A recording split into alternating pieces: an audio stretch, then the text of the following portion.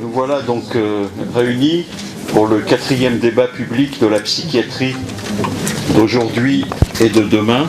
L'idée des débats publics, vous le savez, est née au sein du collectif Stop DSM, mais le comité d'organisation comporte des collègues qui ne sont pas du collectif, et pour certains sont même probablement opposés aux orientations de Stop DSM, mais ils sont d'accord sur le principe même de ces débats. Alors notre modèle, ce sont les Maudsley's Debates de Londres. Notre objectif, c'est de permettre un échange d'arguments entre des personnes qui ont des points de vue parfois très différents, pour permettre une réflexion la plus éclairée possible et surtout une transmission. Cet objectif est facilité par le fait que la psychiatrie est un domaine au carrefour de plusieurs champs, comme le psychisme, le social, le politique, le médical, le biologique, et que plusieurs disciplines viennent l'enrichir. Alors ce soir, le thème, c'est le dialogue entre la psychiatrie et la sociologie. Il y a longtemps que certains sociologues et certains cliniciens de la psychiatrie dialoguent. Il y a longtemps qu'ils se lisent, se parlent et se répondent. Tout le monde a lu, par exemple, Durkheim et sa thèse sur le suicide. Le dialogue est-il pourtant à armes égales, depuis, par exemple, que le concept de santé mentale semble se substituer à celui de psychiatrie? Est-il suffisamment bon, pour reprendre le titre de notre débat? Le partage des eaux entre objets cliniques et objets sociologiques est-il clair?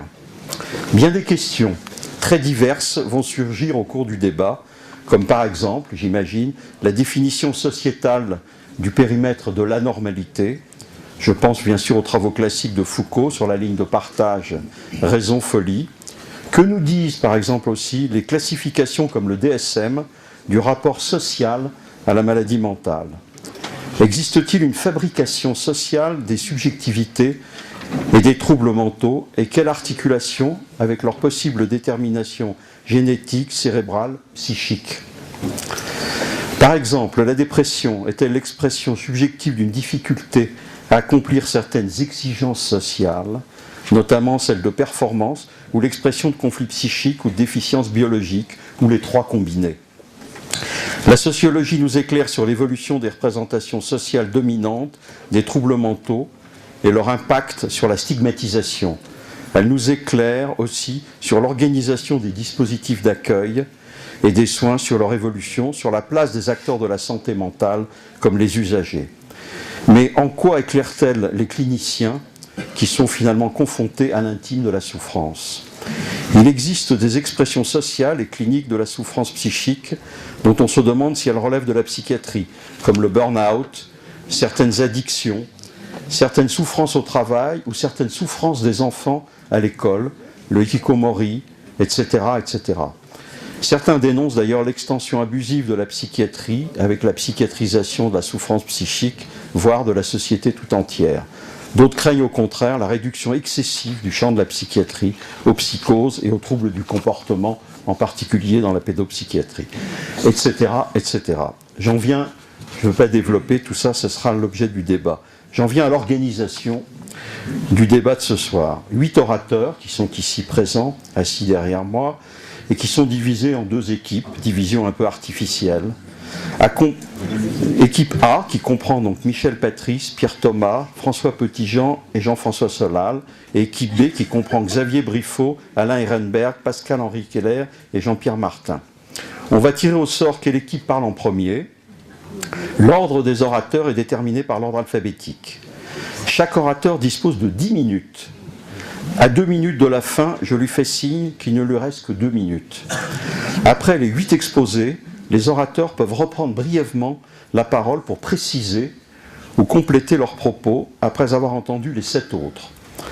Puis on fera une courte pause et enfin des questions de la salle, très courtes, obligatoirement, avec des réponses d'un nombre égal d'orateurs de chaque équipe. Voilà, on va pouvoir commencer. On va commencer donc par le tirage au sort.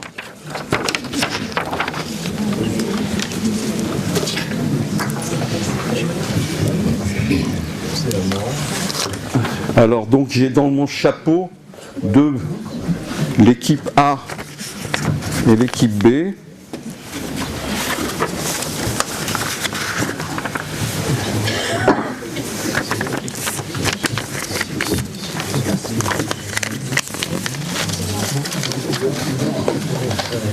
Je vais demander à Dominique de venir tirer.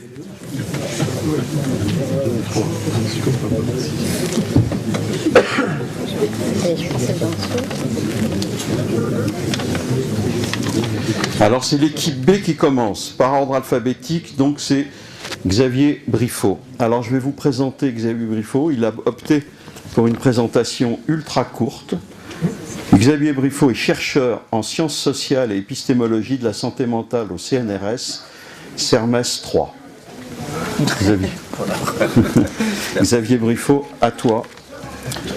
Eh bien, bonsoir. Donc, apparemment, il m'incombe de démarrer cette soirée. Donc, ayant anticipé tout autant que redouté cette hypothèse, donc je suis allé chercher un peu d'étayage du côté des grands ancêtres. Et quand on évoque la question des relations entre la psychiatrie et la sociologie, il y a un nom qui vient immédiatement à l'esprit, du moins à l'esprit des sociologues, c'est celui de Norbert Elias, un sociologue allemand disparu en 1990, qui est principalement connu pour son ouvrage sur le processus de civilisation, qui s'appelle La civilisation des mœurs en français, mais qui a également beaucoup travaillé sur les relations entre l'individu et la société, l'esprit et la société, et sur les relations entre psychiatrie, psychologie, psychanalyse et sociologie. Alors on trouve par exemple plusieurs textes sur ce sujet dans ce recueil posthume qui est paru en 2010 aux éditions de la Découverte, qui est donc intitulé Au-delà de Freud, sous-titré Sociologie, psychologie, psychanalyse. Alors il n'y a pas psychiatrie dans le sous-titre, mais pour autant on trouve dedans un texte qui est sobrement intitulé Sociologie et psychiatrie, rédigé au début des années 70, et dans lequel il écrit la chose suivante à propos des différences fondamentales entre sociologues et psychiatres.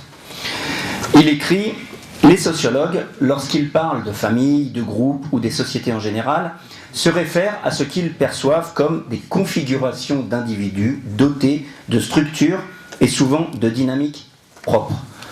Alors ça ne s'entend pas, la différence, donc je vais vous la préciser. C'est le point important ici, c'est que configuration d'individus dotés de structures, doté s'écrit EES. Ce sont les configurations qui sont dotées de structures et de dynamiques propres. Au contraire, dit Elias, les psychiatres ont plutôt tendance à raisonner en termes d'individualité fortement structurée, sur fond d'arrière-plan, d'environnements sociaux relativement peu structurés. Alors ce qui est intéressant, c'est que Elias, bien que sociologue, ne propose absolument pas de substituer au point de vue qu'il considère individualiste de la psychiatrie, le point de vue qu'il va nommer configurationnel de la sociologie.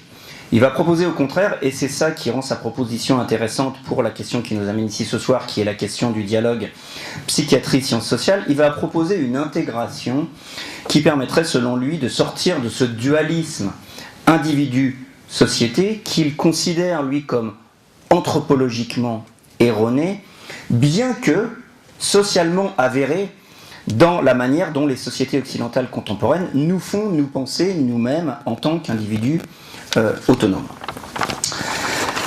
Donc il écrit, si on a pris suffisamment de distance, on peut voir que tous les êtres humains pris individuellement forment les uns avec les autres des configurations spécifiques, toutes dans un état de flux plus ou moins rapide, toutes connectées les unes aux autres.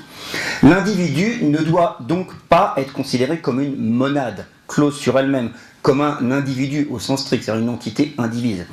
Stricto sensu, la personne en société n'est pas un individu, une entité indivise. Elle doit être considérée comme, dit Elias, un nexus. Un nexus, c'est quoi? C'est le lieu de croisement des chaînes d'interdépendance, c'est-à-dire un système complexe de valence, articulé à d'autres systèmes de valence, selon des configurations qui forment des chaînes d'interdépendance, plus ou moins longues et complexes.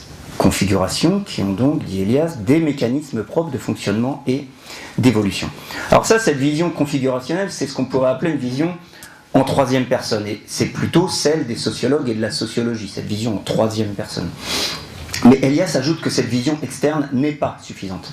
Il ne suffit pas, dit-il, de percevoir les autres personnes en tant qu'elles forment des configurations de type varié. Le pas décisif à franchir est de se percevoir soi-même comme partie prenante de ces configurations, comme un parmi d'autres, comme un individu interdépendant. C'est-à-dire comme un système ouvert, en l'occurrence ouvert par cet ensemble de canaux de communication, entre guillemets, et d'articulation aux autres qu'Elias appelle des valences. Et donc ce dont on pourrait faire l'hypothèse, si on adopte ce point de vue d'Elias, c'est que ce que nous appelons, ce qui s'appelle en psychiatrie des troubles mentaux, on pourrait plutôt les considérer comme des ensembles de dysfonctionnements préjudiciables en interactions complexes les uns aux autres. Dysfonctionnements préjudiciables, pourquoi ? Parce qu'ils nuiraient à la libre et pleine instantiation par la personne de ces configurations de valence dans lesquelles elle se trouve insérée. Et ça, ces problèmes de dysfonctionnement préjudiciable, c'est quand même plutôt classiquement l'objet de la psychiatrie. Alors, dans le processus de développement ontogénétique, écrit Elias, les mécanismes de croissance naturelle et non appris fusionnent avec les processus de développement appris et liés à l'expérience, donc à la société, puisque le milieu expérientiel de l'humain, c'est ce qu'on pourrait appeler, non pas un biotope, mais un sociotope. Sociotope, de sorte que le vivant humain est nécessairement socio-biologique. Et je le mets volontairement dans cet ordre. Socio-psycho-biologique et non pas biopsychosocial, comme on a l'habitude de le nommer selon le vocabulaire classique de l'épidémiologie psychiatrique. Donc tout être humain est pris dans et fait de multiples configurations où s'articulent les logiques propres du social et celles du biologique. Et il faut, pour pouvoir les comprendre en situation, et nécessairement en situation, parce que c'est là que nous vivons, en situation évidemment, une expertise spécifique qui dépasse, en les intégrant, les cadres limitants de la seule biologie ou de la seule sociologie.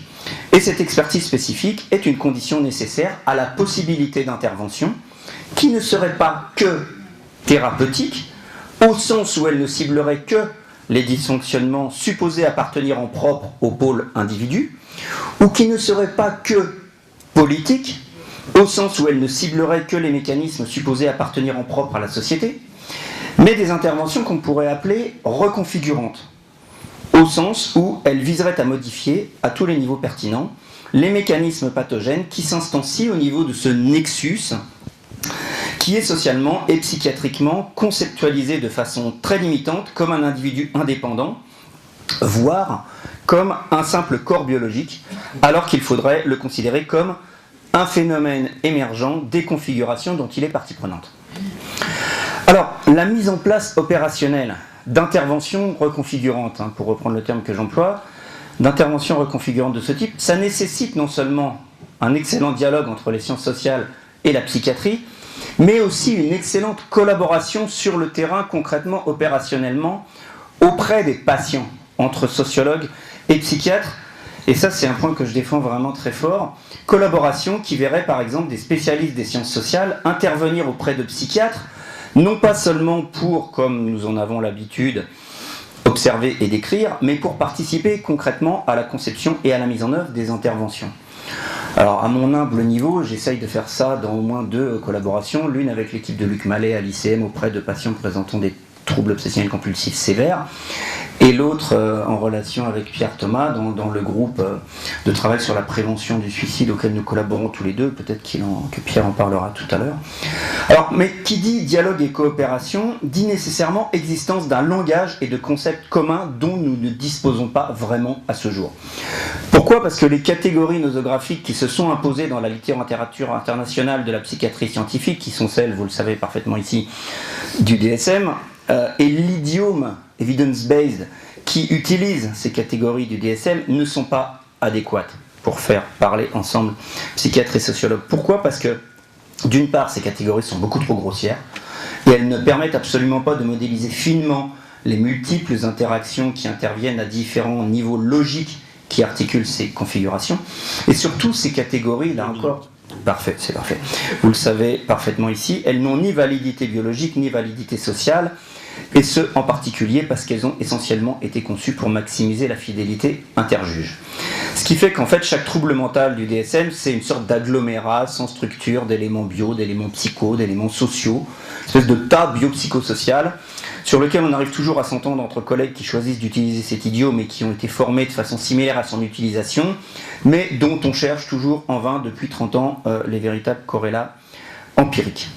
Alors sur ce sujet du nécessaire développement d'une interlangue socio-psychiatrique, je pense qu'il va y avoir des évolutions favorables portées par 2 évolutions indépendantes mais compatibles l'une avec l'autre. D'une part, on voit apparaître dans la littérature pas seulement des critiques du DSM, mais des contre-propositions crédibles. Alors, il y en a plein, et il y en a eu plein, des contre-propositions crédibles, mais dans la même littérature scientifique que celle du DSM, on voit apparaître par exemple des propositions issues de ce qu'a proposé Thomas Insel au sein du NIMH avec les AirDoc, mais également des choses très intéressantes autour de travaux qui proposent de désessentialiser les troubles mentaux en les redéfinissant comme des ensembles de propriétés qui sont connectées entre elles par un système de relations causales. Et dans ce cas-là, les espèces psychiatriques, on va les concevoir comme des attracteurs stables dans un réseau de propriétés, des patterns plus ou moins stables d'interactions complexes. Et là, je pense par exemple à des travaux théoriques récents de Kendler, Zachar, Kramer, et à des travaux qui appliquent ça empiriquement, par exemple Borsboom et Kramer. Et l'autre innovation qui va peut-être un petit peu plus vous surprendre, qui est susceptible de rebattre les cartes, c'est l'usage des objets connectés et des technologies mobiles en santé mentale. Pourquoi ? Parce que les applications de e-santé mentale, comme on les appelle aujourd'hui, vont permettre d'obtenir des données empiriques jusqu'alors inédites, en situation et en temps réel, et vont surtout permettre de mettre en relation les unes aux autres des variations de paramètres d'une très fine granularité spatiale et temporelle, et de faire varier la focale de l'analyse de niveaux infra-individuels jusqu'à des niveaux macro-sociaux. Et jusqu'à présent, on n'avait aucun moyen d'avoir des analyses empiriques de ce type. Et elles vont aussi permettre des interventions en temps réel et en situation qui vont avoir le même niveau de finesse et qui vont permettre d'agir sur des paramètres physiologiques, comportementaux, psychologiques, environnementaux. Et cette granularité beaucoup plus fine va nécessiter que notre outillage conceptuel s'adapte à ces nouvelles possibilités d'observation et d'intervention, et que cet outillage conceptuel devienne lui aussi beaucoup plus fin. Et je vois là une très belle opportunité pour des applications concrètes et empiriquement supportées de ces concepts de configuration que j'ai évoqués après Elias, et une non moins belle opportunité de continuer à développer le dialogue et la coopération entre psychiatres et sociologues. Bravo. Merci beaucoup. Merci Xavier Briffaut. Maintenant, nous allons écouter Michel Patrice. Alors, Michel Patrice est professeur honoraire de la faculté de médecine de Strasbourg. Il est psychiatre, psychanalyste en pratique libérale depuis 2012, président de la Commission nationale de qualification en psychiatrie, co-auteur de la CFTM-R 2015, adhérent à Stop DSM.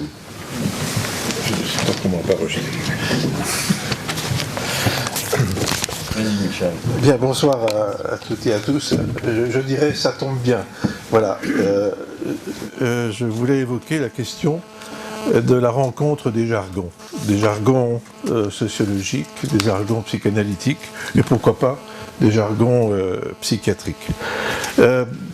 Je suis venu ici sachant que j'allais rencontrer une nouvelle fois Alain Ehrenberg. On s'est vu il y a bien longtemps à la Marche du siècle sur le thème de la dépression.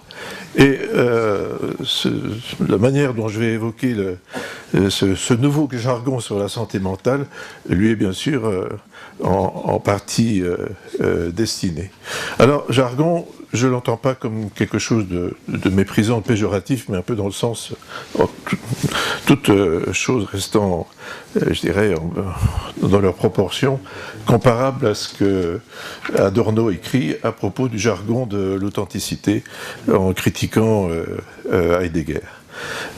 Ce nouveau jargon sur la santé mentale se nourrit d'un nombre restreint de mots qui, répétés, tournés dans différents contextes, deviennent des mots-clés, des Stichwort chez Adorno, qui était traduit d'ailleurs comme mauvais dette. J'aime bien cette expression de mauvais dette, et qui à force, je dirais, d'être utilisés, sans être jamais clairement définis, j'en donnerai quelques exemples, se referment quasiment sur eux-mêmes et deviennent comme des signaux. Alors je fais allusion à l'autonomie, l'individu, le contrôle des émotions, la confiance en soi, le développement des capacités, et puis toute une série de self empruntés à la littérature anglo-saxonne. Alors, la position d'Alain Ehrenberg par rapport à la culture américaine ou à la culture française, je pense que ça lui appartient, mais je dois quand même constater, nous savons que la langue psychiatrique anglo-saxonne a de plus en plus d'influence sur notre manière de parler, sur notre manière de classer, et puis, immanquablement, sur notre manière de penser. Voilà. Il existe, mais enfin c'est peut-être une affirmation, je dirais, arbitraire, il existe une langue française de la psychopathologie et de la psychiatrie. Alors, je ne vais pas reprendre en 10 minutes chaque expression, mais Alain Ehrenberg le dit lui-même, l'autonomie, c'est peut-être une illusion. Bon, Lacan a dit que c'était un délire, carrément, il est par quatre chemins. Disons une croyance. Il faut savoir de quoi on parle. Bien sûr, on ne parle pas d'autonomie financière, d'autonomie professionnelle, familiale, qui sont des choses concrètes, mais justement, un des problèmes du dialogue entre la psychiatrie ou les psychanalystes et la sociologie, c'est qu'on parle avec les mêmes mots parfois de choses qui se déroulent sur des plans différents. Je pense notamment, je prends l'exemple du narcissisme, qui est un thème qui revient aussi souvent dans l'auteur que j'ai cité, qui renvoie aux blessures narcissiques des personnes qui sont, je dirais, exclues, qui sont dans des situations de précarité, de pauvreté, et ce qu'on a appelé les personnalités narcissiques qui renvoient à des mécanismes psychopathologiques, en grande partie inconscients. Voilà, bon, pour dire qu'il y a peut-être parfois confusion des plans. Alors, je passe au deuxième point. À propos de la santé mentale, il est toujours question d'un malaise. Je ne sais pas s'il y a eu des sociétés qui n'avaient pas de malaise. Et ce que l'on dit du mal de la société, on le retrouve d'ailleurs chez Durkheim en 1930 à propos du suicide, je ne sais pas si ma date est tout à fait exacte, à savoir qu'on est dans une période de déclin, que le lien social est en décrépitude, que la société, le monde va à volo. C'est un discours récurrent. Alors, ce que je me permets d'avancer, c'est que le fait d'abord de ressusciter le Conseil de santé mentale et le fait de stigmatiser ou d'invoquer sur un mode, comment on dit, dékinologique, le malaise ambiant, sont un peu les deux faces de même discours, à savoir qu'il y aurait un mal, et le mot mal est repris souvent dans les discours des travailleurs sociaux, il y aura un mal ambiant, l'expression santé mentale apparaîtrait un peu comme une bonne nouvelle, comme un évangile, quelque chose qui pourrait répondre au mal ambiant et laisser quelque espoir de salut. Bon, je mets tout ça avec tous les guillemets que vous imaginez. Alors, troisième point, les psychiatres, je dirais, sont quand même dans la société depuis un certain temps. Ils n'ont pas attendu les sociologues pour se demander quelles étaient leurs implications dans les malaises ou dans les problèmes sociaux. Alors, c'est quoi? C'est qui la société? Ben, c'est nous, c'est lui, c'est toi, c'est moi, voilà.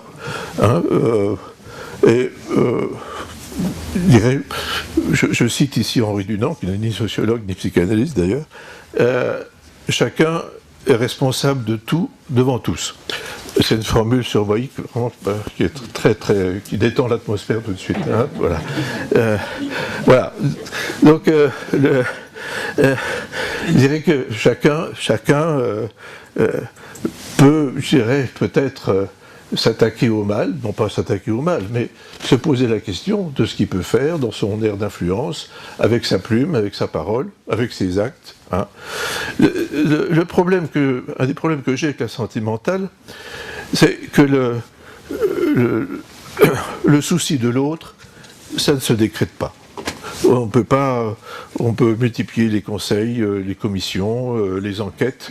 On ne va pas guérir la société en s'attaquant à la question du lien social en tant que tel. Voilà. Je ne pense pas que l'on puisse, alors ça c'est le psychiatre qui parle, parler de lien social quand quelqu'un n'est pas soulagé un minimum de sa pathologie, de délirante, mélancolique ou autre. Voilà. Et dans les, je citais des conseils, commissions, enquêtes, on verse beaucoup de larmes sur le sort des travailleurs sociaux qui, je dirais, souffrent eux-mêmes, ayant à charge une souffrance sociale, 2 minutes, oui. Et je dirais que il n'y a rien d'étonnant à ce qu'ils souffrent, dès lors qu'on leur demande de vider un océan de misère avec des petites cuillères. Voilà. J'emploie des formules un peu comme ça, un peu imagées. Voilà. Alors, le dernier point, je vais profiter de mes dernières minutes, ça c'est un point un peu d'histoire, je voulais parler de la dépression, mais ça sera pour une autre fois, à propos de la société américaine. Quand j'ai assisté le premier congrès de l'APA auquel j'ai assisté à San Francisco dans les années 80, j'ai été frappé à l'entrée du stand où les laboratoires exposent leurs produits et les associations de malades ont des stands aussi. Il y avait le stand des blépharospasmes avec c'était extrêmement pittoresque pour moi. Et dans l'entrée des stands, une pile de livres, une montagne de livres, un best-seller, je traduis, psychothérapie brève pour les gens souffrant de pauvreté. Alors, j'ai pas très bien compris sur le coup si c'était des psychothérapies brèves parce qu'ils étaient pauvres ou si c'était des psychothérapies brèves pour les guérir de la pauvreté. J'ai pas lu le best-seller, mais ça m'avait quand même pas mal interpellé. Voilà. Bon, j'aurais d'autres questions à adresser à Alain Rodberg, mais j'aurai d'autres occasions de le faire. Je dirais sur les paramètres, à partir de quoi, ce sera ma dernière question, à partir de quoi peut-on mesurer le degré de souffrance d'une société? Quel diagnostic peut-on faire? Et qu'est-ce que signifie le mot sociothérapie? Bon, on a eu un début de réponse avec l'arrivée bienvenue des sociologues sur le terrain de la clinique, mais bon, à suivre. Bien, maintenant nous allons donc écouter Alain Ehrenberg, qui est sociologue, directeur de recherche émérite au CNRS CERMES 3 et président du Conseil national de la santé mentale. Voilà. Merci.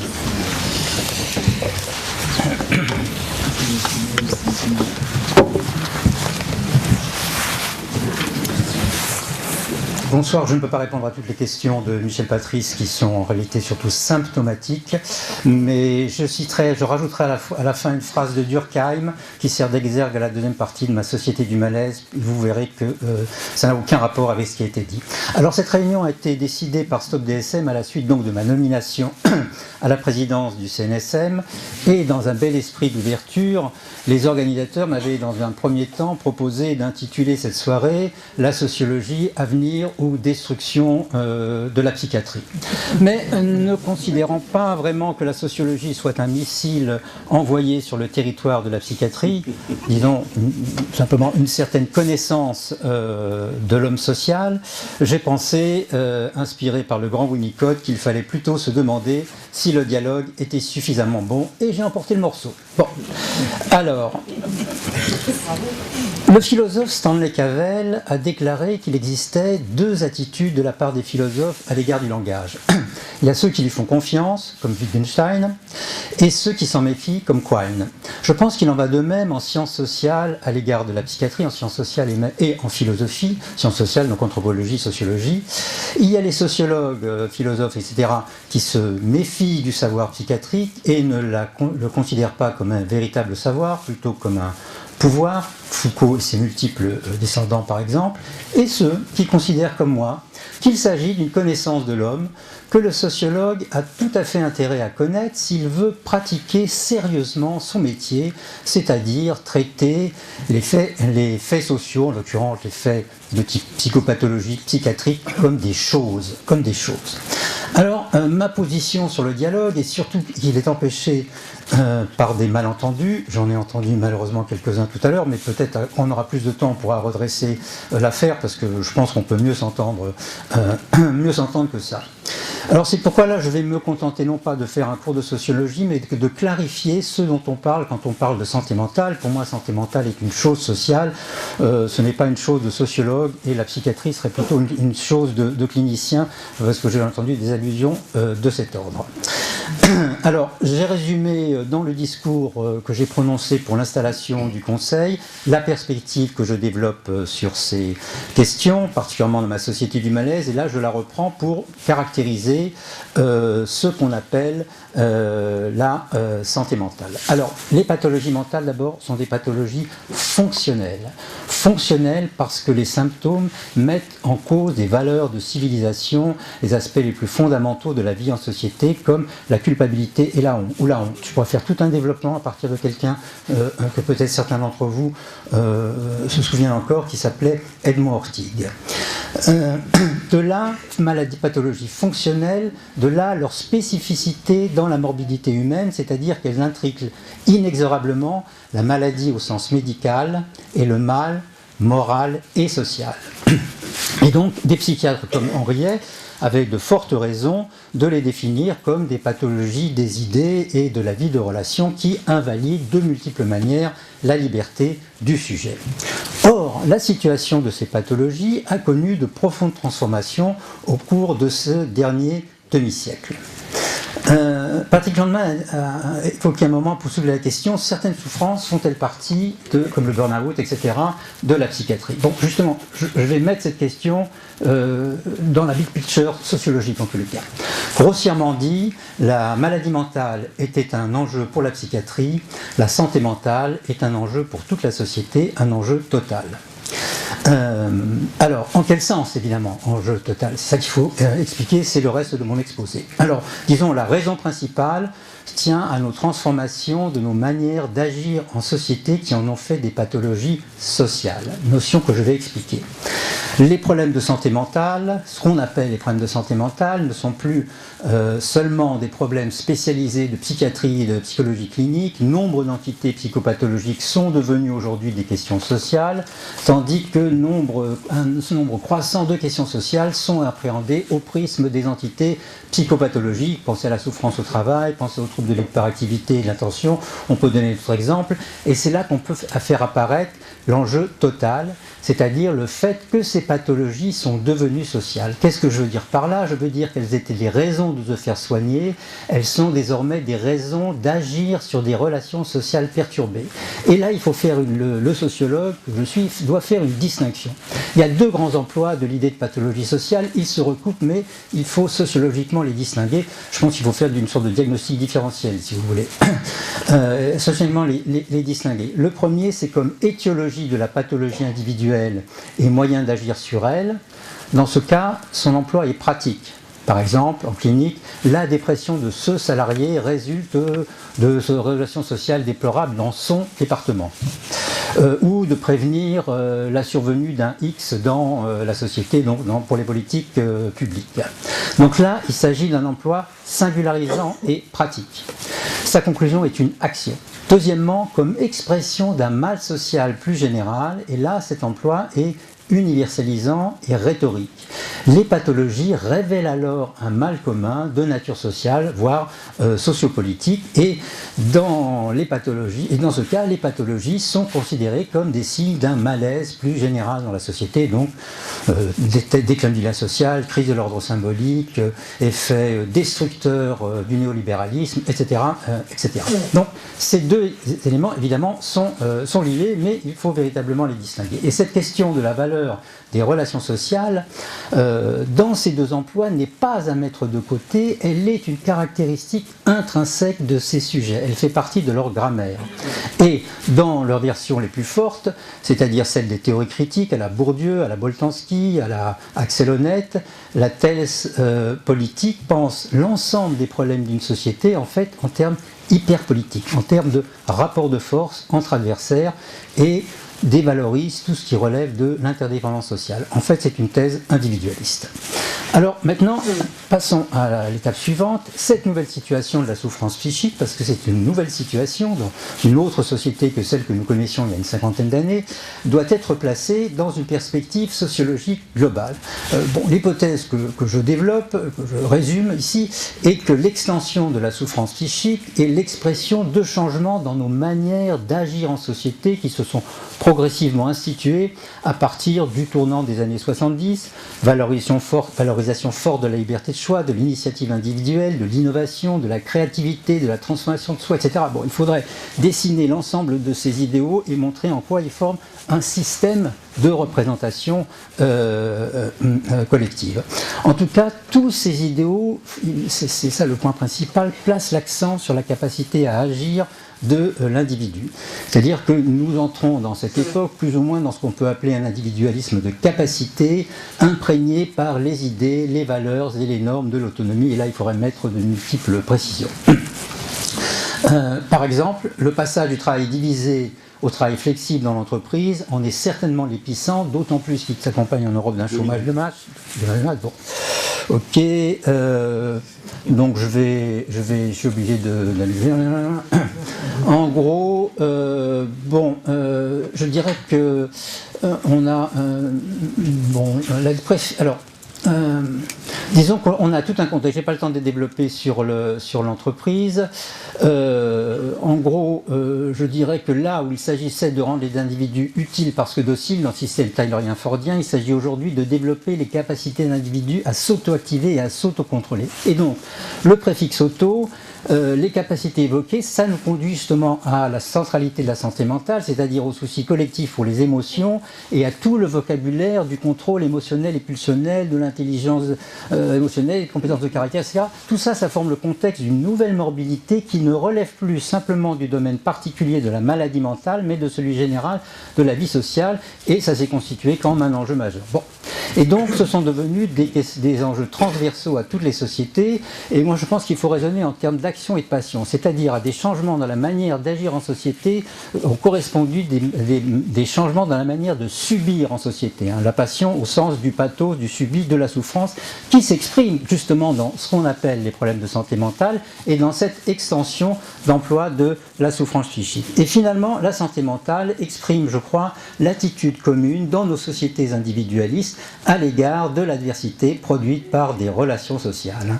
Elle est un ensemble de pratiques qui ont pour objet ce que nous font subir nos manières d'agir, la compétition scolaire, le travail flexible, les perturbations de la famille et de la liberté sexuelle, et qui consistent en des façons d'agir sur ces affections. Et donc, en elles s'intrique le mal moral et social et la maladie, et c'est pourquoi je la définirais sociologiquement comme la forme individualiste du traitement de ce que les Grecs appelaient les passions.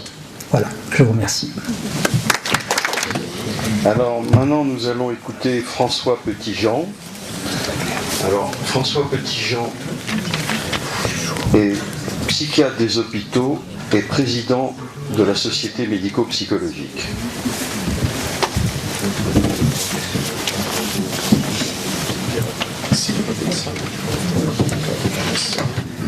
Merci, bonsoir.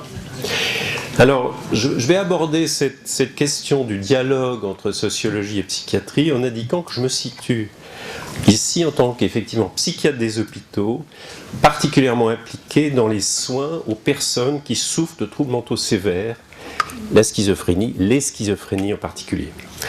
Alors, ça a été dit, la psychiatrie est une discipline médicale qui est en interface avec d'autres branches de la médecine, la biologie, la génétique, mais aussi d'autres disciplines. Évidemment, c'est notre objet ce soir, sociologie, psychologie, psychanalyse, anthropologie. C'est une richesse, mais c'est aussi une fragilité, avec un risque d'absorption par d'autres disciplines, la neurologie, ça a été le cas à certaines époques, et aussi les sciences sociales, et la stigmatisation dont font l'objet les malades mentaux, comme la discipline elle-même et les professionnels qui œuvrent en psychiatrie, amplifient ce risque. J'y reviendrai. Donc, sociologie et psychiatrie. Dans quel domaine dialoguer? J'en ai retenu deux. Celui de l'étiologie de la schizophrénie, et plus largement des troubles psychotiques, et donc le domaine de la recherche, et celui de leur prise en charge par les professionnels du soin, mais aussi plus largement par la collectivité, c'est-à-dire la question du financement des soins. Alors, Faris et Denham avaient montré dès 1939 que la prévalence de la schizophrénie présente des variations géographiques et qu'elle est pratiquement 2 fois plus élevée dans les centres urbains. Cette hypothèse a longtemps été négligée parce qu'elle était éclipsée par les espoirs de la mise en évidence d'une explication purement biologique à l'origine de cette pathologie. La prise de conscience de la complexité des mécanismes impliqués ont fait que la question de l'implication de l'urbanicité dans le développement de la schizophrénie a été l'objet d'un regain d'intérêt au cours des dernières années. Différents travaux ont clairement établi que, contrairement à la théorie qui était devenue dominante d'une répartition homogène de la schizophrénie à travers le monde, la prévalence de cette maladie est effectivement plus élevée en milieu urbain et que le niveau d'urbanisation est corrélé au risque de la développer. Des études très rigoureuses ont mis en évidence la persistance d'un degré de risque significativement plus élevé de développer une schizophrénie pour les personnes qui ont grandi en milieu urbain, ceci après avoir contrôlé l'impact potentiel d'autres facteurs de risque liés à la personne, la naissance, l'accès aux toxiques, des considérations sociales, etc. En France, les travaux d'André Zöde, l'équipe de Créteil et d'autres ont confirmé la pertinence de cette piste de recherche. Cette interaction n'est pas propre à la schizophrénie, mais s'observe plus généralement pour l'ensemble des troubles psychotiques qu'on qualifie de non thymiques, non affectifs. Robin Murray, de Maudsley, un des concepteurs de la théorie neurodéveloppementale de la schizophrénie, considère qu'à l'heure actuelle, la piste des interactions gène-environnement est la piste de la recherche essentielle pour mieux comprendre comment l'environnement contribue au développement des troubles psychotiques. C'est une piste de recherche qui est poursuivie dans le champ de la génétique par Marie-Odile Krebs, qui travaille non loin d'ici, à l'hôpital Sainte-Anne. Murray lui-même a évolué dans sa conception de la schizophrénie et il évoque maintenant un modèle cognitif socio-développemental. Alors, si l'urbanicité est un facteur de risque, on s'interroge sur la nature exacte de ces risques. Est-ce qu'on peut parler de stress urbain ? D'autres concepts sociologiques ont trouvé leur chemin jusque dans la littérature psychiatrique. C'est celui de capital social, la capacité de bénéficier d'une appartenance à des réseaux sociaux ou à d'autres structures sociales. Celui de fragmentation sociale, qui rend compte du degré de cohésion d'une collectivité. Ce sont des notions qui semblent avoir une certaine pertinence, et certaines études montrent que l'effet protecteur d'un capital social élevé à l'égard de la psychose, ainsi que le lien entre un degré de fragmentation sociale et l'incidence de premier épisode psychotique, ainsi que le risque individuel de développer la maladie. Il y a donc là un champ où peut se déployer un dialogue entre deux disciplines. Un autre risque a été également développé, c'est celui de migration, avec des effets tout à fait identifié de l'appartenance à un groupe minoritaire comme facteur de risque pour développer des troubles psychotiques. L'éthique médicale a connu au cours des 15 à 20 dernières années un renversement qui est passé du modèle paternaliste au modèle partenarial. Les personnes qui sont engagées dans les soins de réhabilitation sont particulièrement au fait de cette mutation, notamment lorsqu'on travaille sur la réhabilitation vers le rétablissement. Le rétablissement, on le sait, c'est un processus actif fondé sur l'expérience de la personne, ses efforts pour surmonter et dépasser les limites imposées par la maladie. J'insisterai un instant sur ce point pour souligner que le travail d'éducation thérapeutique, qui est un élément important lorsqu'on fait de la réhabilitation psychosociale, vise à établir un dialogue entre la conception médicale de la maladie au sens du disease anglais, c'est là des maladies du médecin, et le vécu par le patient au sens de l'illness anglais. L'illness, c'est la maladie du malade. Heisenberg, Kleinman ont observé que les patients souffrent de illnesses, les médecins diagnostiquent des diseases. Donc, l'explication personnelle utilisée par un individu pour comprendre ce trouble est une façon d'exprimer ce qui lui arrive, et la connaissance de l'expérience de la maladie telle qu'il la ressent est un élément essentiel pour la construction d'une alliance thérapeutique. Si on abandonne la notion de maladie mentale, le risque est de perdre de vue la gravité des troubles dont il est question et d'alimenter un certain déni de cette pathologie. Alors, 2 minutes, je vais aborder, pour terminer, la question de cette dualité santé mentale, maladie mentale, telle qu'elle est vue par les agences et organismes qui sont chargés de veiller, encore une fois, au financement que la collectivité consacre aux personnes souffrant de troubles mentaux. Les agences qui régissent ces financements ou définissent des outils qualifiés de performants pour y parvenir ont la tentation de s'emparer de la notion de santé mentale pour réduire les financements consacrés aux sanitaires. On entend ainsi de savants managers de la santé mentale, ce titre existe, je n'invente rien, manager de la santé mentale, déclarer que la prévention ne relève pas du sanitaire, ignorant manifestement la distinction entre prévention primaire, ciblée, secondaire ou tertiaire, ignorant également que les outils mis en œuvre pour la réhabilitation nécessitent des professionnels du soin formés et en nombre, des locaux adaptés, qui manifestent le respect que l'on doit aux personnes qui y sont accueillies. On comprend évidemment la nécessité d'une approche rigoureuse du financement que la collectivité consacre aux soins, mais la distinction santé mentale, psychiatrie ne devrait pas aboutir paradoxalement à renforcer la stigmatisation dont fait l'objet la psychiatrie. Je vous remercie. Maintenant, nous allons donc écouter Pascal-Henri Keller, qui est professeur émérite de l'Université de Poitiers, psychanalyste, vice-président du comité de protection des personnes du Sud-Ouest 3, auteur de plusieurs ouvrages parus chez Odile Jacob Luneau et Puf, auteur et co-auteur de nombreux articles scientifiques.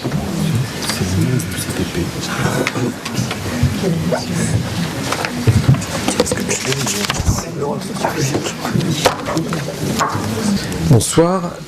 Alors, comme la plupart des psychanalystes, j'ai observé qu'un dialogue interdisciplinaire est rarement suffisamment bon, en tout cas du point de vue des interlocuteurs en présence. D'où mon intention, je ne sais pas si j'y parviendrai, de dégager quelques points ici pour le faire avancer. Alors l'enjeu de ce dialogue, on l'a vu, on l'a entendu chez les précédents intervenants, c'est la souffrance psychique sous ses différentes formes et les arguments qui portent sur la manière de l'aborder comme une question soit médicale, on vient de le voir, soit sociale. Alors, il a été dit aussi qu'il n'y a pas que la psychiatrie ni la sociologie qui s'intéressent à la souffrance psychique, mais la philosophie, l'anthropologie, la psychologie et bien sûr la psychanalyse. Tout le monde se questionne et tente d'intervenir auprès des gens qui souffrent psychiquement, cette souffrance psychique, dans le stade ultime, ça a aussi été abordé, le suicide interroge l'ensemble des sciences humaines sur les plans éthiques en particulier, et pas seulement 2 ou 3 d'entre elles. Alors, ce qui fonde la légitimité du Conseil national de santé mentale, dirigé par Alain Ehrenberg, dans ce rapport Lafourcade, je commence par relever une curiosité concernant la nature même de cette souffrance. Sur les facteurs biologiques supposés causer cette souffrance dans les troubles psychiatriques, le rapport Lafourcade affirme que l'on connaît mieux non seulement les prédispositions génétiques à certains d'entre eux, mais aussi certains dysfonctionnements neuronaux du cerveau grâce à l'imagerie médicale, à la biochimie et aux neurosciences en général. Or, dans le même temps, le même rapport affirme qu'on ne dispose toujours pas de marqueurs biologiques décisifs qui nous permettraient à coup sûr de poser un diagnostic et d'engager un traitement, comme dans le cas des autres maladies somatiques. Sur le plan politique, cette contradiction témoigne, selon moi, d'un symptôme qui affecte la santé mentale et, à travers ce rapport, ce que la sociologie pourrait nous aider à éclairer. D'une part, la santé mentale semble ignorer les résultats de la recherche en psychiatrie biologique qui, en dehors de très rares cas de retard mental grave, ont pour l'instant démontré l'absence de prédisposition génétique aux troubles mentaux dont souffrent les patients psychiatriques. D'autre part, la santé mentale minimise la spécificité de la psychiatrie clinique qui, contrairement à toutes les autres spécialités médicales, fonde ses pratiques de prévention et de soins auprès des patients en souffrance, non pas sur des données biologiques, on vient d'entendre là aussi, mais sur des données sociales et relationnelles. Alors malgré cette contradiction, le mérite du rapport Lafourcade est quand même de proposer à la psychiatrie clinique d'autres références que celles des neurosciences qui dominaient jusque-là dans ce domaine. Plusieurs travaux donnent déjà raison à cette orientation et délaissent les facteurs biologiques ou en tout cas en minimisent l'importance au profit de facteurs sociaux, environnementaux et relationnels plus robustes. Et même si en effet il se demande ce que sera l'avenir de la psychiatrie et quand on lui demande quel rôle il pourrait y jouer, il dit et il met en avant l'épigénétique. Il n'empêche qu'au cours de sa carrière, il dit avoir laissé de côté les facteurs sociaux et il les découvre maintenant tels que la migration, l'isolement social et la discrimination. Et en conclusion, il formule des regrets. Si j'avais la chance d'avoir une deuxième carrière, je m'efforcerais plus de ne pas suivre la mode du troupeau. Les erreurs que j'ai commises, du moins celles dont j'ai une idée, ont généralement été provoquées par une adhésion excessive à l'orthodoxie dominante. Deuxième exemple, la dépression. Concernant l'évolution de la souffrance dépressive, on sait maintenant que placebo et antidépresseurs ont à peu près le même effet sur les personnes déprimées, sauf dans certains états dépressifs graves où le placebo a un peu moins d'effet. Mais on sait aussi que des patients déprimés sous placebo s'améliorent plus vite s'ils croient que leur état dépend de causes extérieures et personnelles plutôt que de leur cerveau. Quant au traitement de la souffrance dépressive, l'Académie de médecine a admis en 2014, vous pouvez voir sur le site de l'Académie de médecine, que dans les années 80, le succès des antidépresseurs a surtout été facilité par la mise sur le marché de nouveaux produits, les inhibiteurs de la recapture de la sérotonine, qui ont été suivis d'autres inhibiteurs monoaminergiques, mais, tout comme le rapport Lafourcade, l'Académie de médecine admet par ailleurs que ce succès n'a apporté, je cite, aucune connaissance nouvelle ni sur les mécanismes physiopathologiques supposés du trouble dépressif, ni sur la façon d'améliorer de cette manière, c'est-à-dire avec les médicaments, le traitement des patients. Alors concernant maintenant les pratiques de soins en psychiatrie clinique, je m'en tiens au rapport Lafourcade qui, encore une fois, légitime l'installation du Conseil national de la santé mentale. D'une part, le rapport Lafourcade exclut de cantonner les psychiatres à la seule prescription médicamenteuse et à un modèle unique de psychothérapie, et d'autre part, il préconise de laisser aux acteurs des possibilités d'action et d'innovation en évitant au mieux les contraintes normatives et les contraintes normatives de protocole et de procédures trop rigides. Le mot est dans le rapport. Comme le rapport Robillard, le précédent, qui avait été publié en 2013, il relève que la psychanalyse est impliquée dans l'éclairage et le traitement de la souffrance psychique et n'exclut donc pas de l'associer aux recherches en psychiatrie, y compris aux côtés de la sociologie. Alors, cette association pourrait faire avancer la débiologisation des pratiques de soins en psychiatrie, par exemple en contribuant à la remise en cause de cette croyance, le déséquilibre chimique du cerveau, comme cause des souffrances traitées en psychiatrie.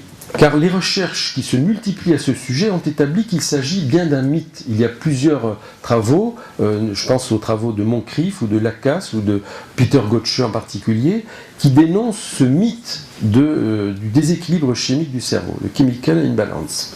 Alors pour l'instant, la persistance de ce mythe produit des effets dommageables, par exemple la poursuite des prescriptions neuroleptiques aux enfants, ou bien l'incitation faite aux chercheurs, on a entendu parler tout à l'heure, de soumettre leur protocole psychiatrique aux exigences de l'evidence-based medicine, exigences qui s'imposent à juste titre à toutes les autres spécialités médicales.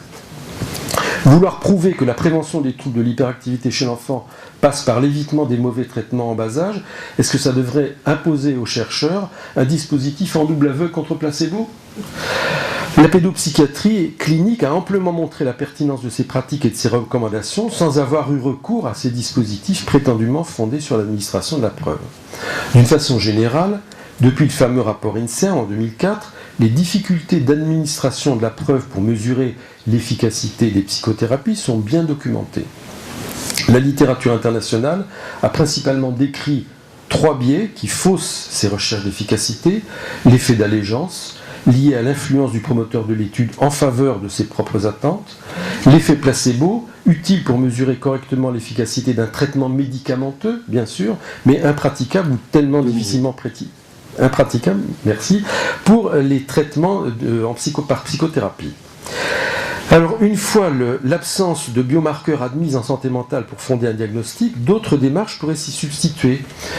Alain Frances, par exemple, bien que fondateur du DSM, s'est non seulement opposé à la version 5 de ce manuel, mais il recommande pour certains patients de recourir à des soins hors diagnostic. Alors, pour conclure, je vois au moins 2 pistes de recherche qui permettraient d'associer la psychanalyse aux travaux engagés par le CNCM. Mettre l'hypothèse de l'inconscient à l'épreuve en santé mentale. La pratique des questionnaires, fondés sur le même athéorisme que le DSM, suppose d'exclure de l'expertise d'une souffrance psychique les échanges de paroles.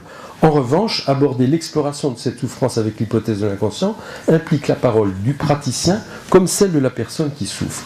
Il s'agit donc d'une expertise co-construite et non plus réduite à la seule volonté du praticien de trouver à la souffrance un intitulé préétabli. En février dernier, par exemple, le British Journal of Psychiatry publie une méta-analyse qui objective la souffrance dépressive de la personne âgée, 60-87 ans, à partir de 2 questions, dont la première: au cours du dernier mois, vous êtes-vous senti triste, déprimé ou désespéré ? Et le British Medical Journal commente cette recherche en disant qu'elle est bénéfique puisqu'elle permet de passer plus vite au diagnostic que le Geriatric Depression Scale qui a 30 questions. Alors à l'opposé, cette évaluation qui objective la souffrance psychique, un entretien qui mobilise l'hypothèse de l'inconscient permet de relier cette souffrance à des facteurs personnels, subjectifs, historiques, sociaux, qui contribueront à lui donner un sens. Enfin, il serait utile de prolonger sous d'autres formes la recherche de David Cohen et de Bruno Falissa, qui, en 2011, c'est paru dans PLOS ONE, a démontré l'efficacité du sens clinique des psychanalystes, ce qui rejoint la proposition d'Édouard Zarifian de doter professionnellement les psychiatres d'une formation psychanalytique. Alors, la perspective de renouer avec la démarche psychanalytique me permet de rappeler qu'aujourd'hui, l'usage du vocabulaire psychanalytique ne choque plus personne. On a entendu tout à l'heure Alain Ehrenberg parler du pulsionnel, mais on entend libido, inconscient, transfert, etc. Mais c'est le plus souvent au détriment de leur rigueur conceptuelle.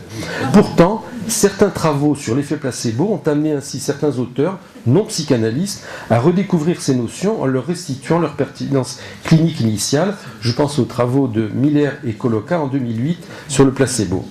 Alors en définitive, améliorer le dialogue sociologie-psychiatrie pourrait signifier prendre au sérieux la subjectivité qui imprègne les pratiques des acteurs de la santé mentale, non plus pour l'éradiquer, mais pour l'intégrer en connaissance de cause, la psychanalyse étant tout indiquée pour se joindre à cet effort. Je vous remercie. Donc maintenant, nous allons écouter Jean-François Solal. Jean-François Solal est pédopsychiatre, psychanalyste, membre de la SPF et psychiatre honoraire des hôpitaux. À toi, Jean-François. Juste un commentaire, bonsoir, d'accord. Juste un commentaire sur ce qui précède avant que je commence. Est-ce que un dialogue suffisamment bon est un dialogue où on serait d'accord ? Je ne pense pas. Et que le fait qu'il y ait un dissensus entre nous me paraît assez productif. Est-ce qu'on peut dialoguer vraiment bien lorsqu'on parle exactement la même langue ? Je ne suis pas si sûr que ça. En tout cas, tout notre travail clinique montre que c'est pas le cas. C'est-à-dire qu'en fait, il y a très souvent soit une confusion des langues, soit une incapacité que nous aurions d'avoir à nous comprendre. Donc, je rappelle aussi, à propos de Winnicott, que The Mother Good Enough, c'est pas une mère suffisamment bonne, c'est une mère qui est tout juste suffisante. Moi, je plaide pour que les rapports entre la sociologie et la psychiatrie soient tout juste suffisants. Déjà, ça serait pas mal, parce que ça nous permettrait d'être dans un respect mutuel de nos pratiques et comme il a été dit tout à l'heure, de notre subjectivité. Alors, je vais parler de quelque chose de manière très différente de ce qu'ont fait mes collègues, c'est-à-dire qu'au lieu de parler à partir du général, je vais parler à partir d'une spécificité, d'une histoire très particulière et qui en plus est à la limite.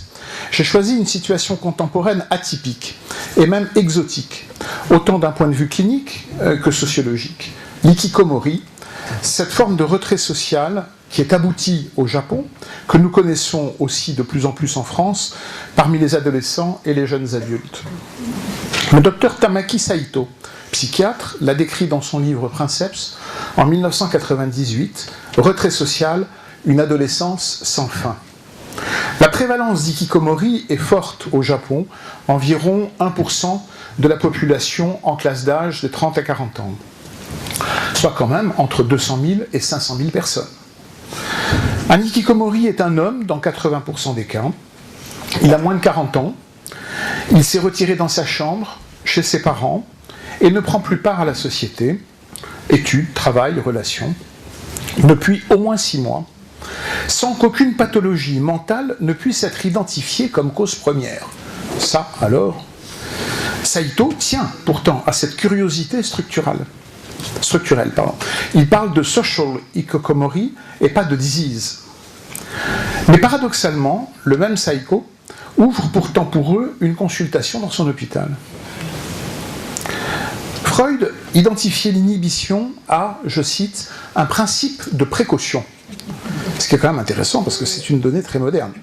Face à la réalité, alors que le symptôme, lui, est une production mentale, l'expression d'un conflit psychique avec lequel les psychiatres sont plus à leur affaire qu'avec ce malade sans maladie.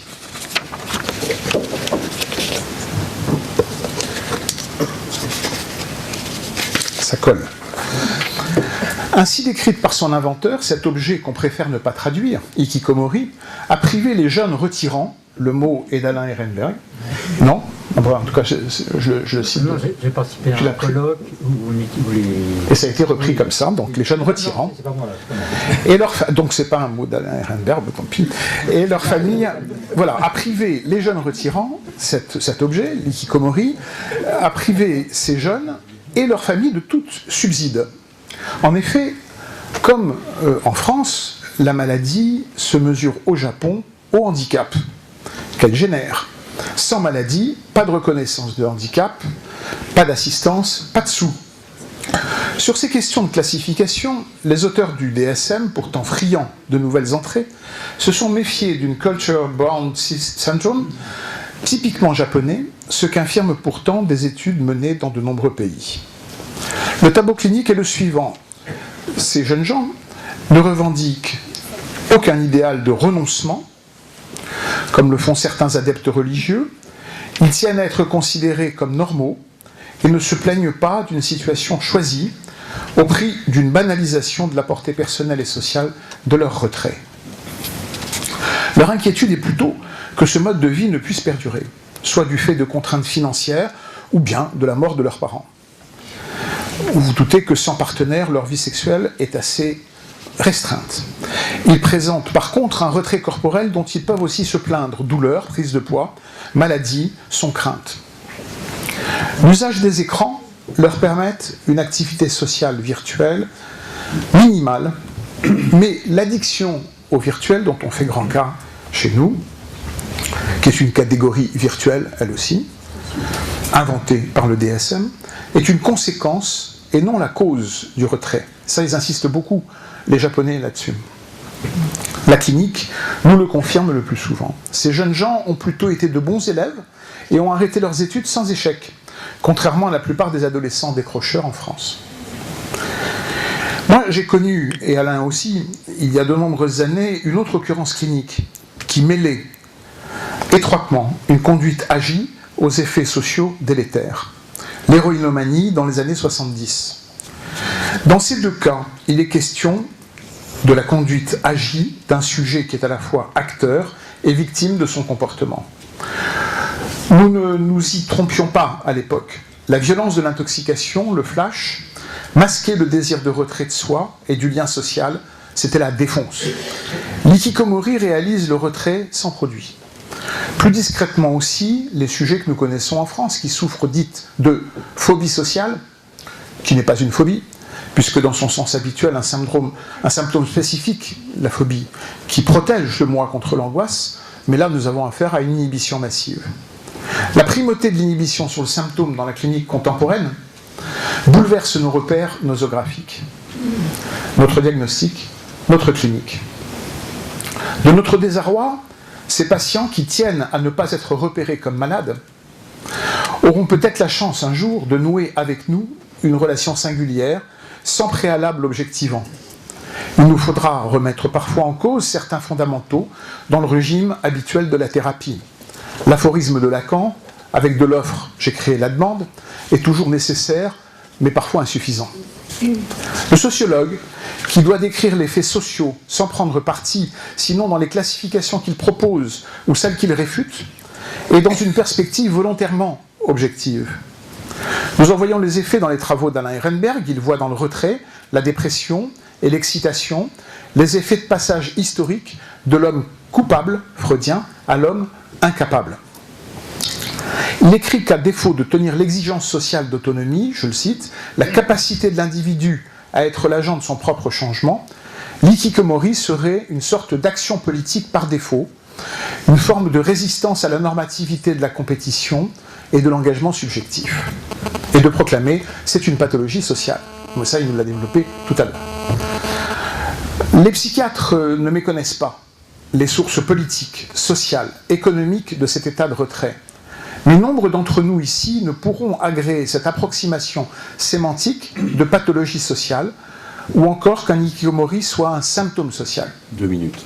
Nous comprenons bien que la métaphore médicale aide à la formulation du phénomène social, mais le terme de maladie, indifféremment appliqué à la psychiatrie et à la sociologie, est un facteur de confusion. La maladie assigne ses sujets et ceux qui s'en occupent à choisir entre deux types de déficits qui se cumuleraient ou s'excluraient et dans tous les cas objectiveraient à l'excès ceux qui en font état. Si l'ikikomori trouve avantage à ce que le psychiatre noue avec lui un lien singulier, dénué de toute objectivité, Alain Ehrenberg trouve avec l'ikikomori argument pour abonder une théorie qui cette fois-ci est globale de la capacité de l'homme dans une société de la responsabilité individuelle ou dans ce cas son incapacité. Donc il y a chez nous, les psychiatres ou les psychanalystes, singularité nécessaire dans un cas, objectivité tout aussi nécessaire dans l'autre, celui de la sociologie. Les liens entre psychiatrie et sociologie sont ceux de deux disciplines dont l'objet est radicalement différent. Nous avons intérêt à confronter nos points de vue, à les éclairer mutuellement, mais certainement pas à les unifier. Faisons le pari provisoire que ces retraits sociaux indiscutables ne soient pas une maladie, ni sociale, ni psychiatrique, mais la position de sujets en attente. Ah, attendre. Ça, c'est une exception scandaleuse aujourd'hui. Laissons cette attente nous interroger. Rappelons la nouvelle de Melville. Bartleby, le copiste, répond systématiquement aux injonctions de l'avoué, son patron, à faire autre chose que de la copie. I would prefer not to. il ne répond ni oui ni non. Il préférerait ne pas. La formule est pour Gilles Deleuze l'acte de résistance subjective de Bartleby. Ehrenberg rejoint donc Deleuze dans l'idée rassurante pour nous que l'ikikomori résisterait au pattern social qui lui est proposé. Face à l'ikikomori, le psychiatre est comme l'avoué de Bartleby, pétri d'angoisse, devant le suspens de la réponse. Que préférerait Bartleby? Que nous veulent les ikikomori? Que nous ne demandent-ils pas? En ne répondant à aucune de nos questions, en ne résistant finalement pas, car ils ne répondent pas non. Ils restent au seuil de tout acte. Ils présentifient l'origine de la possibilité, en même temps la possibilité et la non-possibilité, écrit Agamben à propos de Bartleby. Faire face à une absence de demande suppose que le désir du thérapeute et du psychanalyste ou du psychanalyste soit bien accroché et se substitue un temps à ce non-désir actif. Il doit anticiper la demande. Ça ne marche pas toujours. Notre collègue Marie-Jeanne Gedge de Sainte-Anne, qui a suivi une cohorte de 21 cas de jeunes retirants, disait son épuisement dans son colloque sur l'ikikomori. Revenons pour conclure à ce mot de résistance. Il indique que son lien à l'autre n'est pas rompu et demande à être traité. C'est le sens de la définition proposée par le professeur Suzuki. L'ikikomori présente, je le cite, une luxation radicale du sujet avec son environnement. Filons la métaphore. C'est la capsule articulaire qui n'est plus fonctionnelle et doit être traitée et renforcée. Le retrait est une capacité négative adressée qui fait appel au psychiatre dérangé par celui qui ne demande rien, ou plutôt qui demande le rien, si on doit reprendre le mot de Lacan. Le retrait questionne aussi le sociologue, empressé de faire du retrait une preuve. Le psychiatre et le sociologue sont pris à contre-pied, séparément. Nous devrions nous garder de donner une réponse psychiatrique et sociologique, objective à une conduite qui a le mérite de questionner la norme, qu'elle soit médicale ou qu'elle soit sociale. Sinon, nos certitudes seront considérées par les ikikomori comme un nouveau défi qui relèveront sans aucun doute. Je vous remercie. Merci. Maintenant, nous allons écouter Jean-Pierre Martin, qui est donc ex-responsable du secteur de psychiatrie Paris-Centre et qui est membre de l'USP et du CEDEP. Moi, je vais continuer à tenir un propos un peu décalé par rapport à tout ce qui s'est dit avant, parce que je vais partir de la position du praticien hospitalier qui cherche à établir une relation avec un patient et son environnement et à créer des dispositifs dans ce sens. Donc, comme la question qui s'est posée pour moi dès mon engagement en psychiatrie a été effectivement l'influence d'un sociologue, Roger Bastide, qui a écrit effectivement beaucoup sur le bricolage. Donc cette notion du bricolage se retrouve à peu près dans tous les apprentissages que l'on a fait, que ce soit dans la psychothérapie institutionnelle, ou que ce soit dans la politique de secteur. Une des questions centrales de ce bricolage est celle de la temporalité que l'on met en œuvre. Or, aujourd'hui, on peut s'interroger dans la psychiatrie actuelle, c'est comment le clinicien travaille pour le temps long du soin psychique. Face à des protocoles qui définissent un temps court d'urgence et d'efficience, dont la saisie numérique et sa gestion managériale en montre effectivement encore un raccourcissement du temps pour devenir quasiment virtuel. Bon.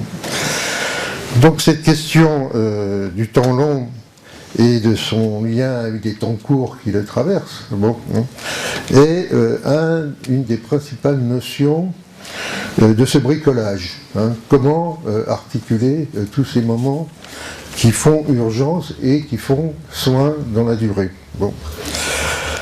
Alors la question, effectivement, si Roger Bastide m'a aidé à penser cette histoire de bricolage, aujourd'hui, en quoi cette question concerne le sociologue ? Bon. Alors, la question, je vais effectivement la reprendre à travers 3 situations, 3 pratiques qui montrent comment ce travail est un travail étroit avec la dimension du social, et pas seulement quelque chose qui dépendrait d'une conception scientifique achevée et très, très précise. Et cette démarche moi, m'a amené à développer 3 types de pratiques dont je parle ici. La première a été la pratique de centre d'accueil et de crise, qui est ouvert 24 heures sur 24, qui recevait en fait des situations sociales d'urgence, et où le sentiment d'urgence était au premier plan et devait être analysé dans ce qui fait symptôme. Bon. Il y avait donc une mise en scène des soignants avec les patients et leurs proches dans une demande de soins. Bon. Le centre d'accueil de crise est donc un espace d'échange de langage entre le profane et la clinique, bon, et dont l'existence se construit au sein de la vie sociale. Bon. C'est donc une véritable interface socio-sanitaire d'hospitalité. L'urgence, là, devient un dispositif où le cadre est à instituer et le temps à prendre pour le traiter. Bon. Le deuxième type de pratique que j'ai eu est celle de l'action d'aller vers les précaires sociaux et aujourd'hui les migrants, qui traitent de conditions sociales pour faire émerger une histoire traumatique, une autonomisation sociale du sujet comme conscience de soi, ou la reconnaissance d'une parole en souffrance. Enfin, le troisième type de pratique que j'ai été amené à bricoler également a été celle de la mise en place d'un club de patients en ville qui, au départ, était un club pour rassembler les patients dans leur isolement, mais qui rapidement est apparue une volonté d'auto-organisation des patients dans ce club. C'est-à-dire qu'on est sorti d'un projet strictement d'accompagnement social du thérapeutique à une action d'auto-organisation de l'activité même de ce club par les patients, et qui, effectivement, à partir de différents éléments, ont construit toute une histoire de ce club, tant avec des activités culturelles multiples et d'actions soutien entre patients. Et sa reconnaissance surtout par l'environnement social qui progressivement l'a reconnu et l'a même intégré dans toute une série d'activités qui étaient des activités, y compris de garde d'enfants, et des activités aussi d'occupation ou de rencontres avec des personnes âgées qui venaient s'y passer plusieurs heures par jour. Bon.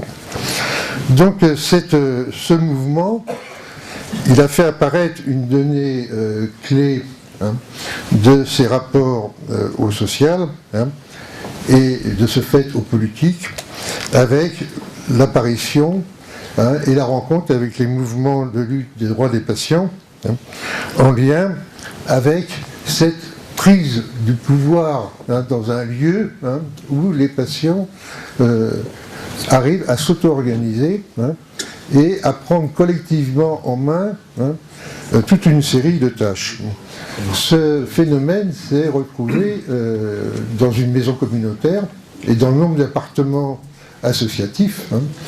Donc voilà, on est dans un mouvement où le soin est intégrés dans cette dimension du social, et inversement. C'est-à-dire que ces différents lieux servent effectivement à l'équipe à penser le temps long du soin et les moments où il faut accueillir en urgence. Bon.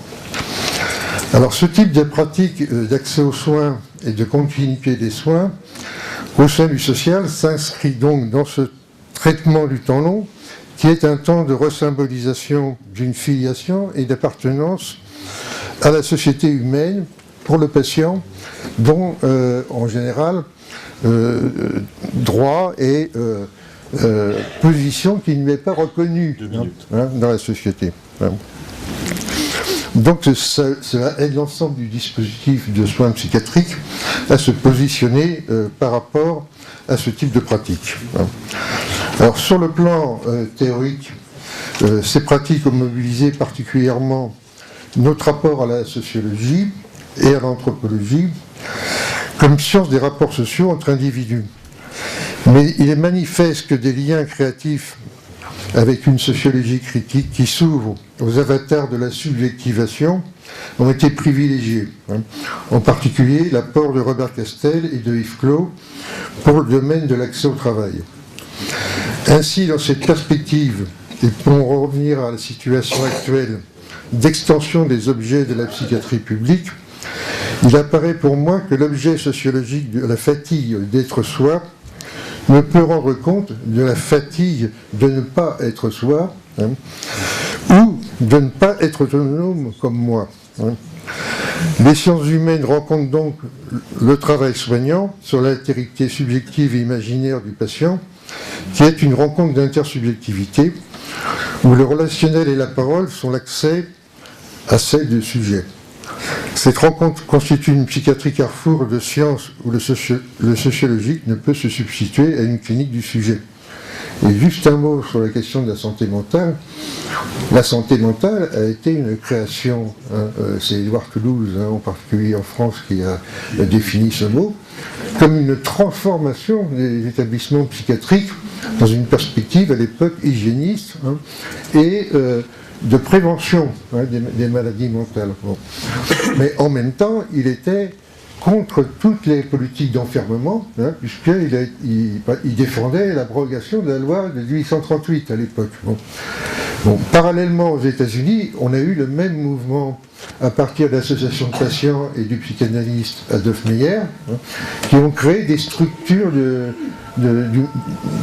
soins, pour les enfants en particulier. Bon. Donc on a été avec une santé mentale qui était l'ensemble de l'organisation sociale autour du soin. Et c'était sa définition qui aujourd'hui n'a pas disparu dans nombre d'associations. Or, effectivement, cette dimension est à remettre en perspective comme résistance face à cette santé mentale positive qui voudrait déterminer exactement à quoi une utilisation du soin à des fins aujourd'hui clairement socio-économiques et de pouvoir. Merci. Nous allons écouter le dernier orateur, Pierre Thomas. Donc Pierre Thomas est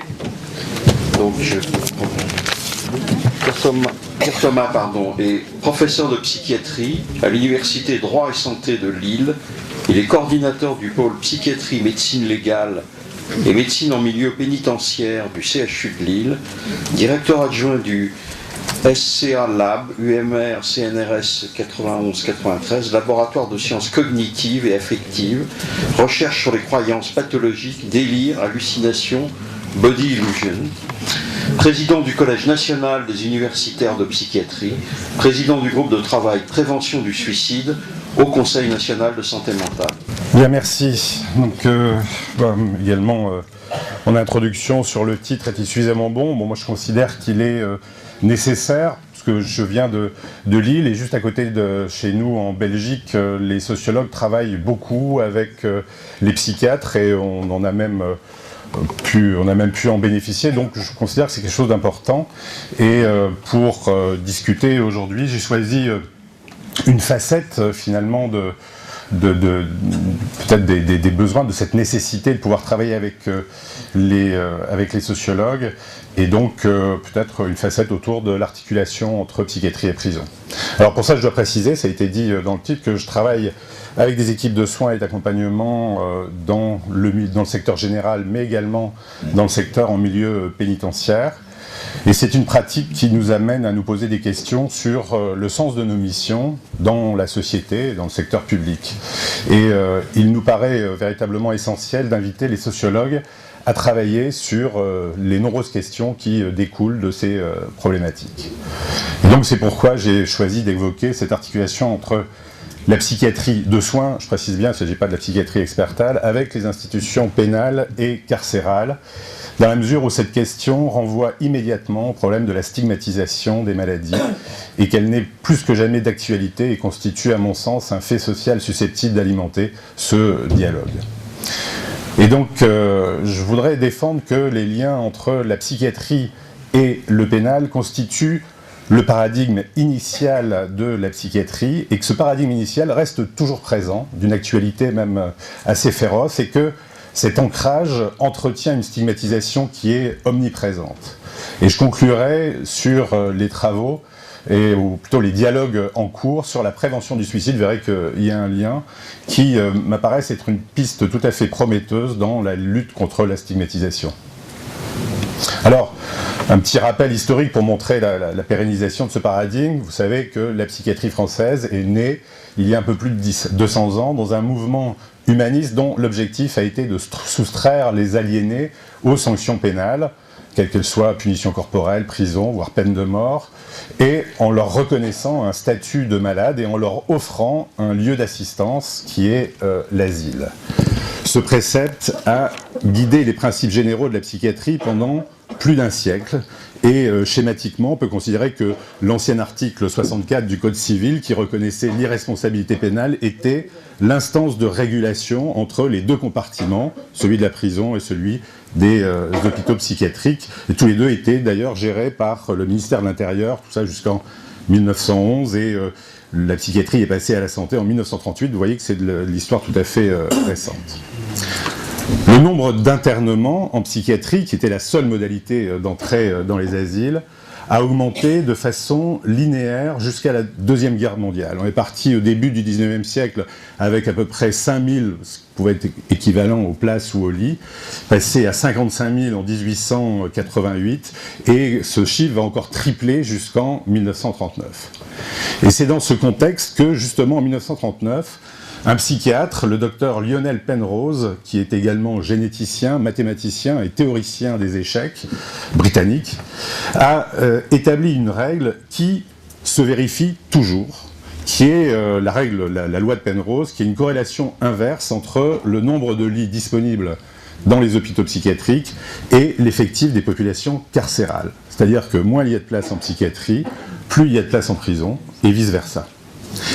Cette règle reflète un phénomène de vase communicant, finalement, entre ces deux institutions, entre la psychiatrie et la prison, et sa persistance toujours maintenant, parce que cette règle se vérifie en France, se vérifie en Europe, se vérifie en Amérique du Sud, il y a un article assez récent là-dessus, et bien cette persistance suggère que le paradigme initial de la psychiatrie n'a pas changé. Pourtant, il y a eu des évolutions après 1939, en particulier le cataclysme de la guerre, avec les 40 000 morts dans les asiles, les journées nationales de la psychiatrie française, qui ont été tenues entre 1945 et 1947, qui ont présidé à la conception du secteur de psychiatrie, qui voulait non seulement une réforme de l'organisation sanitaire, mais aussi une modification profonde de l'attitude de la société à l'égard des malades mentaux. Il est important de souligner que l'extra-hospitalier ne s'est développé que très progressivement. Le secteur de psychiatrie a fait l'objet d'une circulaire en 1960, soit un peu plus de 15 ans après, et n'a véritablement été appliqué sur le territoire français que dans les années 80 et 90, vraiment dans l'histoire tout à fait récente.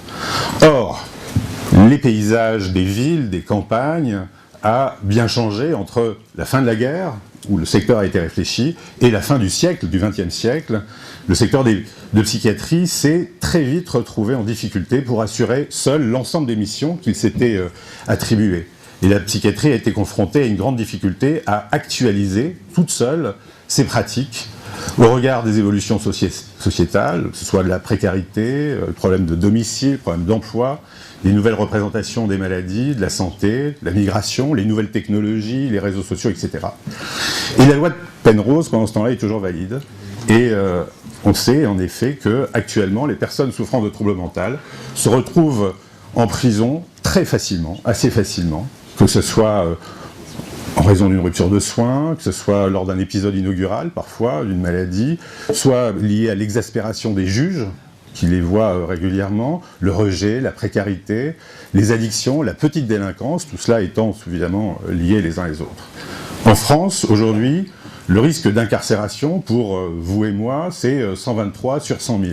Hein.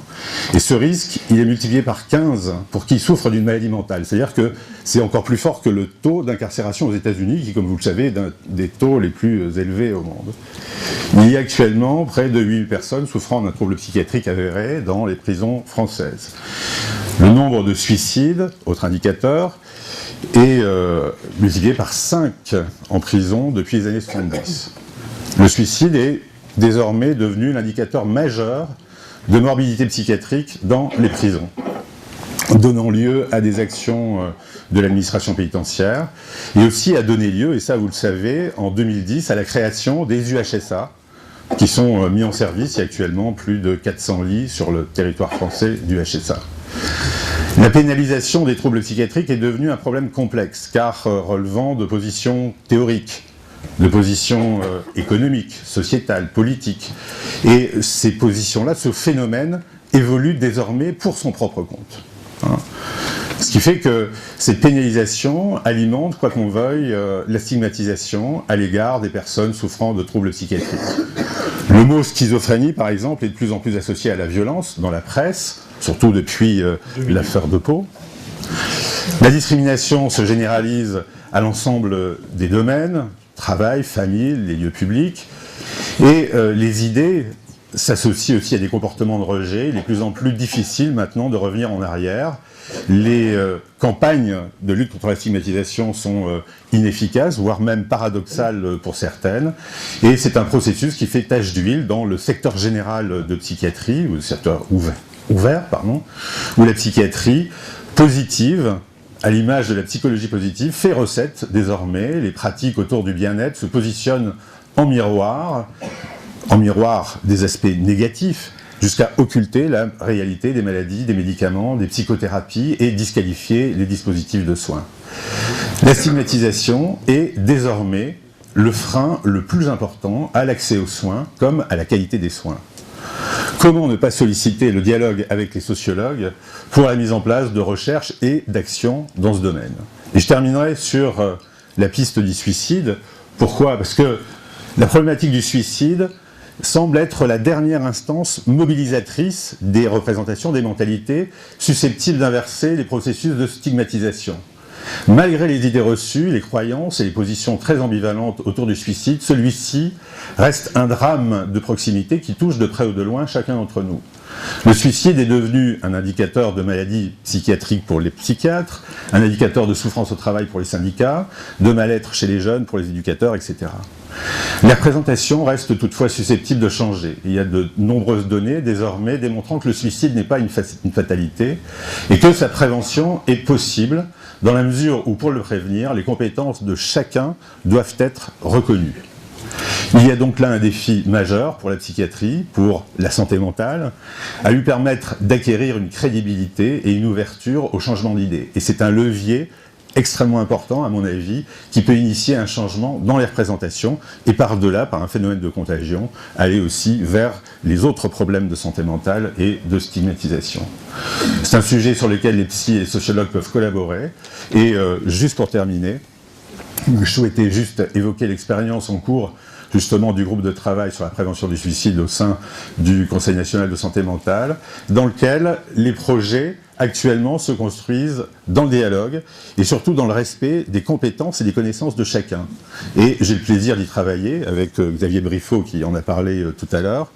Et ce qui se fait là peut, à mon avis, être contagieux et contribuer à modifier à terme les idées reçues les plus ancrées dans les représentations sociales des maladies mentales. Je vous remercie.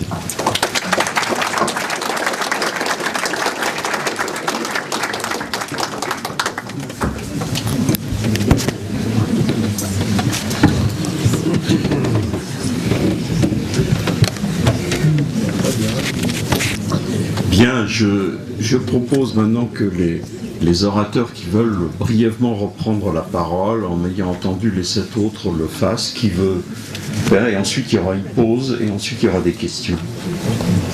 Qui parmi vous veut compléter ou dire quelque chose? Oui, Alain Ehrenberg. Oui, par ailleurs, je voudrais dire aussi que le Conseil n'évalue pas les acteurs, mais l'action publique.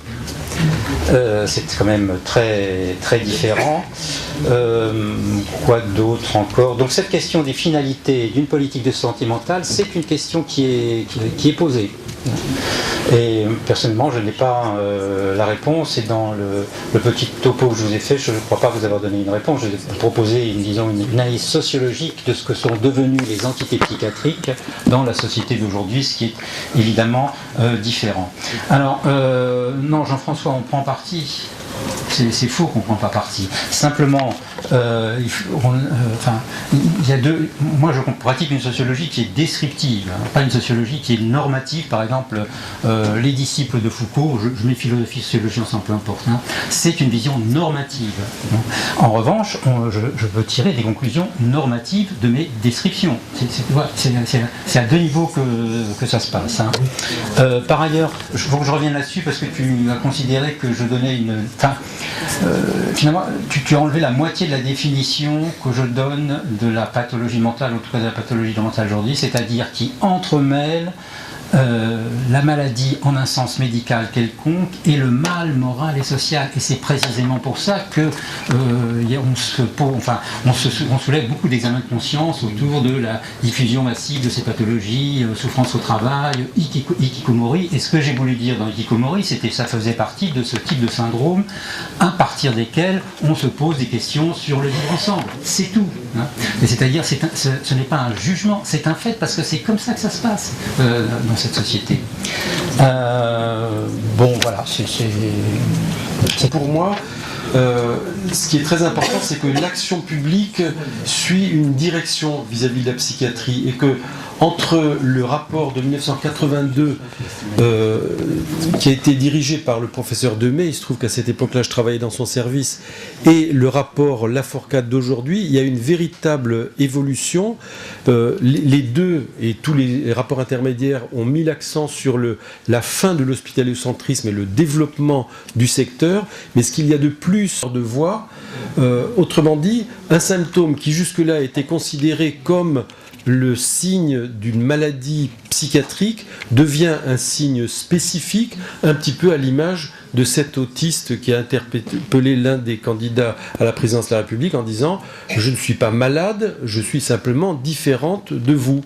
Eh bien, il me semble que l'espoir du rapport Lafourcade et du CNCM qui en est issu, c'est justement de faire en sorte que ce que j'appelais tout à l'heure une co-expertise se mette véritablement en place dans le champ de la santé mentale et que ça finisse par signer justement la différence entre la psychiatrie et les autres spécialités médicales.